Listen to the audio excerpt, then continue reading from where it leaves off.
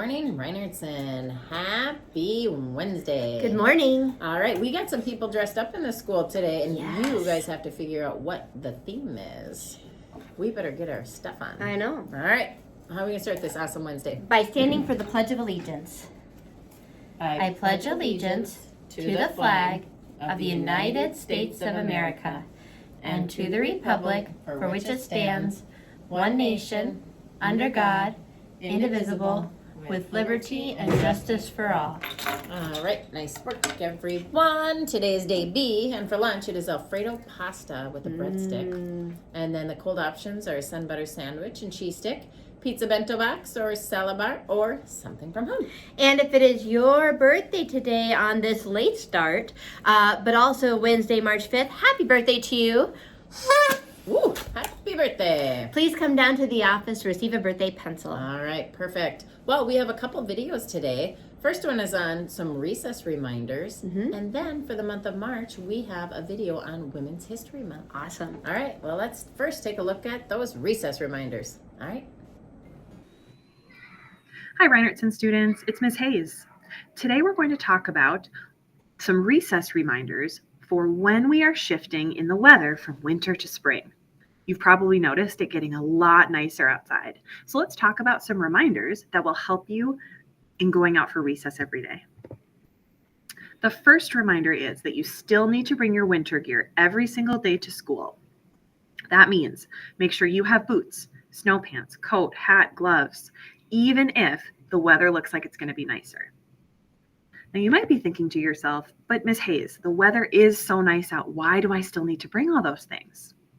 The reason for that is your teachers and myself, the principals, want you to be able to play outside every day, especially when it's nice enough out.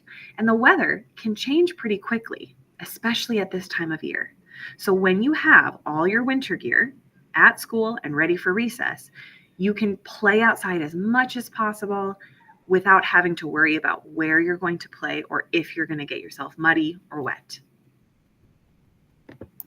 The second thing to be thinking about is this idea of the melt and freeze that happens at this time of year.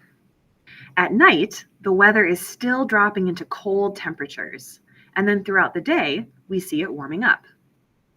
What does that mean for outside, though? Well, it means that when the temperature drops at night, a lot of things become icy or have a frost layer developing on them. And then as it warms up throughout the day, that ice or frost melts.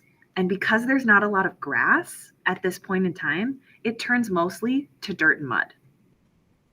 So what does that mean for you? Number one, that's why it's important that we still have our winter gear so we're protected from getting too muddy or wet when we're outside playing. The other thing is we need to make sure that we're watching and being mindful of where we are playing when we're running outside or walking at recess. The last thing to remember is to make sure that you're watching out for some of the ice that is still developing at night and starts to melt off throughout the day. Please be mindful of where your feet are stepping so that you don't accidentally fall and hurt yourself. All right, hope you found these tips helpful. We'll talk to you next time. Ooh, great reminders. Yeah, especially with the snow and the mud, just I not know. wanting to get that everywhere. Yeah, so making sure you bring your gear. All right, well, let's learn a little more about this month's theme of Women's History Month. Yeah. Women's History Month. All right, here we go.